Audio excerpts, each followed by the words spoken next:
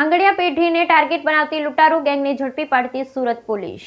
આંગડિયા પેઢીને ટાર્ગેટ બનાવતી લૂંટારૂ ગેંગને સુરત પોલીસે ઝડપી પાડી। સુરત શહેરના મૈદરપુરા વિસ્તારમાં આવેલા આંગડિયા પેઢી તથા હીરાના પાર્સલ પર લૂંટ કરવાની તૈયારીમાં આવેલી એક આંતરરાજ્ય ગુનેગાર ગેંગને સુરત ક્રાઇમ બ્રાન્ચે ઝડપી પાડી છે।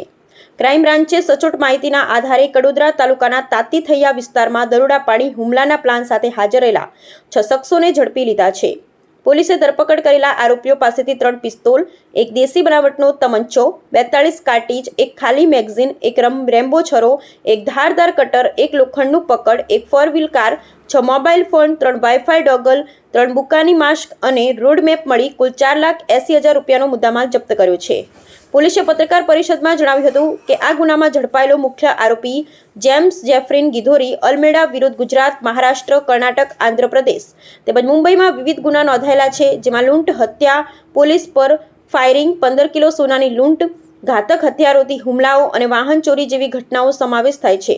તેમનો મકોકા એક્ટ હેઠળ પણ ગુનો દાખલ છે। બીજા આરોપી રાજેશ સુબેદાર સિંહ પરમાર પૂર્વ આર્મી સૈનિક ને હાલ મધ્યપ્રદેશમાં જેલ સિપાઈ તરીકે ફરજ બજાવતો હતો। તેણે અગાઉ 20 કિલો સોનાની ચોરીના કેસમાં જેલની સજા ભોગવી છે।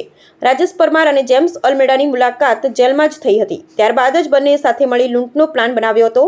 આરોપીઓ છેલ્લા 1.5 મહિનાથી આ લૂંટ માટે પ્લાનિંગ કરી રહ્યા હતા। Bureau report Sunil Ganjawala.